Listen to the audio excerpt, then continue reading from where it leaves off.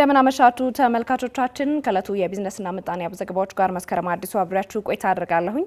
በቅድሚያ ከኢትዮጵያ ንግድ ባንክ የተገኘውን የውጭ ሀገራት የገንዘብ ምንዛሬ ተመንና ከኢትዮጵያ ብሔራዊ ባንክ ያገኘነውን የዕለቱን የወርቅ ዋጋ እንዲሁም የነዳጅ ዋጋ ተከታትለን እንመለስ።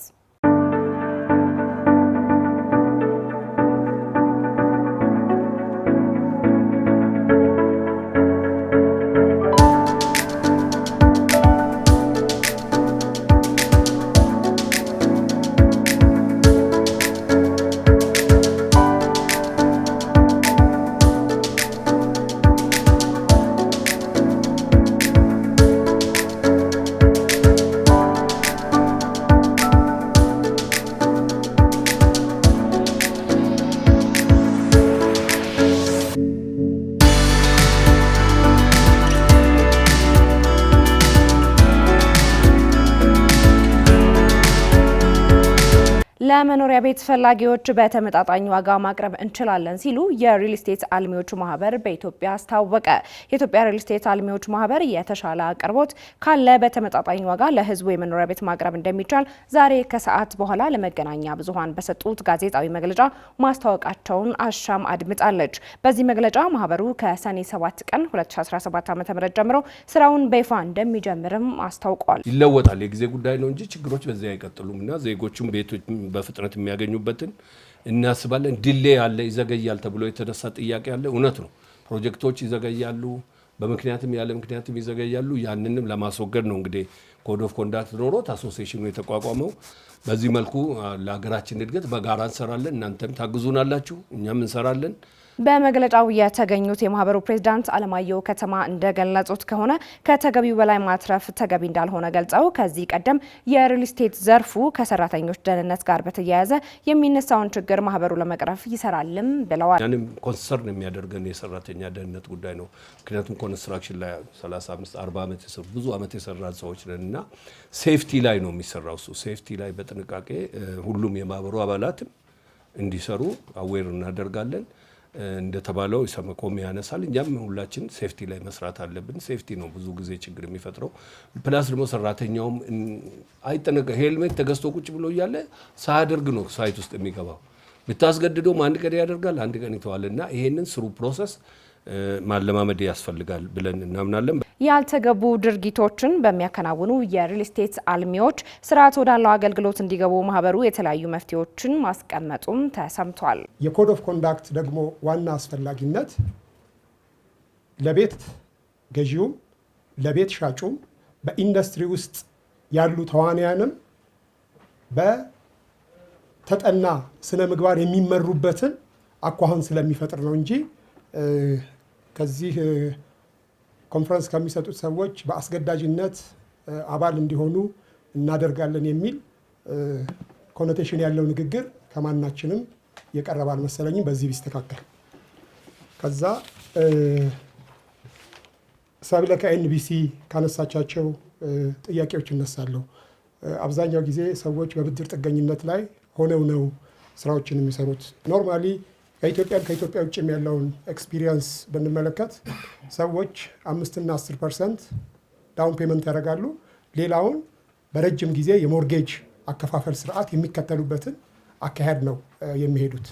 ለምሳሌ እንደ ፔንሽን ፈንድ ያሉ ፋይናንሶች ለእንደዚህ አይነት አገልግሎትና ለእንደዚህ አይነት ሶፍት ሎን ነው የሚውለው በውጭው ዓለም። ወደፊት በእኛም ሀገር እንደዛ ይመጣል ብለን ኤክስፔክት እናደርጋለን። አሁን ባለው ኮሜርሻል ሎን የቤት ችግር ይቀረፋል ማለት በጣም አስቸጋሪ ነው የሚሆነው። የኢትዮጵያ ሪል ስቴት አልሚዎች ማህበር በዘርፍ ያሉትን ቅሬታዎችና እንቅፋቶች ይፈታል የሚል ተስፋ ተጥሎበታል ሲሉ መናገራቸውን ጠቅሶ የዘገበው ሪፖርተራችን ቴዎድሮስ ፍቅሩ ነው። ከዓለም አቀፍ ወዳገኘናቸው ዜናዎቻችን ተሻገርን። ቦትስዋና የአልማዝ ማዕድን ምርት ፈላጊዎች ቁጥር በመቀነሱ ምርቷ ላይ መቀዛቀዝ ታየ። ቦትስዋና የምታመርተው የአልማዝ ምርት በ2025 ግማሽ ዓመት ያለው ከሌሎች ጊዜያቶች ጋር ሲነጻጸር 16 በመቶ ቀንሳለች። በዓለም አቀፍ ደረጃ የአልማዝ ፍላጎት በመቀነሱ ርካሽ እየሆነ በመምጣቱ አልማዝ የኢኮኖሚያቸውን ከፍተኛ ገቢ የሚይዘው ህንድና ቦትስዋና ከፍተኛ ኢኮኖሚያዊ ጉዳት እያስተናገዱ እንደሆነ ተገልጿል። እንደ ቦትስዋና ላሉ ሀገራት አልማዝ ከወጪ ንግድ ገቢ 80 በመቶውን እንደሚሸፍንም ይታወቃል። የቦትስዋና ትልቁ የአልማዝ ማምረቻ ኩባንያ የሆነው ደብስዋና በቦትስዋና ውስጥ ያለው ሽያጭ ድርሻ 90 በመቶ ሲሆን ነገር ግን ገቢው ከባለፈው ዓመትና ከዘንድሮ ዓመት በግማሽ ገደማ ቀንሷል። ደብስዋና ከጁዋንግ ማዕድን ማውጫ ስፍራ እንዲሁም በዓለም ትልቁ ከሆነው በኦራፓ ማዕድን ማውጫ ላይ የሚገኙትን ምርቶችን እንደሚያቆም ተገልጿል። ነገር ግን ሀገሪቱ እያሽቆለቆለ ያለውን ኢኮኖሚዋን ወደ ነበረበት ለመመለስ እንድትችል ተጨማሪ ገቢዋን በሚያሳድጉ ጉዳዮች ላይ ማተኮር ይኖርባታል ተብሏል። ዘገባው የአፍሪካ ኒውስ ነው።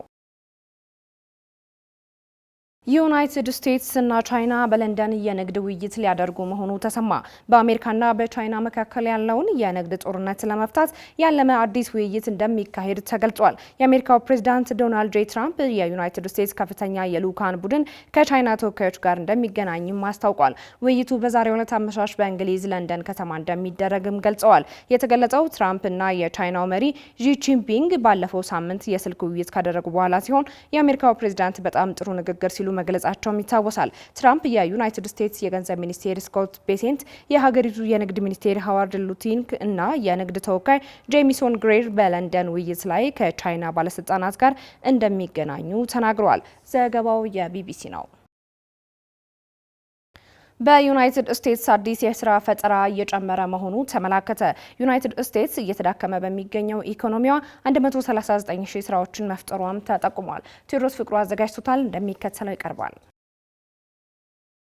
ዩናይትድ ስቴትስ እየተዳከመ በሚገኘው ኢኮኖሚዋ 139,000 ስራዎችን መፍጠሯ ተገለጸ። ነገር ግን ስራዎች ቢጨመሩም በዩናይትድ ስቴትስ ውስጥ ያሉ አሰሪዎች ቁጥር መቀነሳቸውን ዘገባዎች አመላክተዋል። ከነዚህ ውስጥ የዩናይትድ ስቴትስ የሰራተኛ ቢሮ እንዳስታወቀው በጤና አጠባበቅ ኢንዱስትሪ ውስጥ 62,000 ስራዎችን፣ በመዝናኛ 48,000፣ መስተንግዶ ዘርፍ 30,000 የሚሆኑት ደግሞ በምግብ አገልግሎት ውስጥ እንደሚገኙበት ገልጿል። የማህበራዊ አገልግሎት ሴክተሩም ይህንን ተከትሎ ወደ 16,000 የሚጠጉ ስራዎችን መጨመሩም ተመላክቷል። የማኒፋክቸሪንግ፣ የጅምላ ንግድ፣ የችርቻሮ ንግድ፣ የመጓጓዣና ሌሎች የስራ ዘርፎችና ኢንዱስትሪዎች ግን ከስራ ፈጠራ ጋር እምብዛም ለውጥ አላመጡም ተብሏል። የስራ አጥነት መጠን በነበረው 4.2 በመቶ ላይ ሲቀጥል የሰራተኞች ደሞዝ በትንሹ መጨመሩ ሲገለጽ ይህም በአማካኝ በ0.4 በመቶ አድጓል። ይህ አሃዝ የዓለም የንግድ ጦርነት ውድቀት እየጨመረ በመምጣቱ ገበያውና ኢኮኖሚው ደካማ መሆኑን ያሳያል ሲሉ ማርክ ዛንዲ የተባሉ የምጣኔ ሀብት ተንታኝ ለአልጀዚራ በሰጡት ምጣኔ ሀብታዊ ትንታኔ ተናግረዋል። ነገር ግን የግል ኩባንያዎች የደሞዝ ጭማሪ ለውጥ እንዳላሳየም ገልጸዋል። ከዚህ በተጨማሪም ይህ የሚመጣ ዋና ዋና አሰሪዎች በየሴክተሩ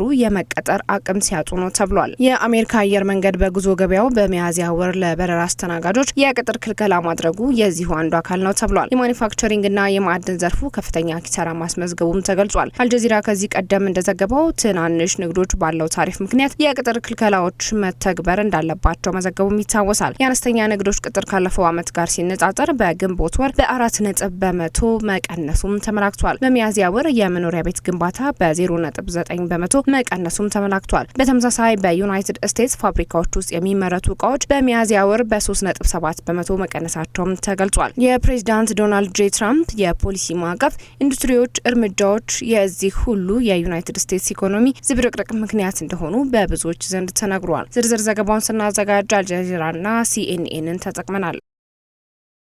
ተመልካቾቻችን የቢዝነስና ምጣኔ ሀብት ዘገባዎቻችን ተጠናቀዋል። አብራችሁ ስለነበራችሁ እናመሰግናለን።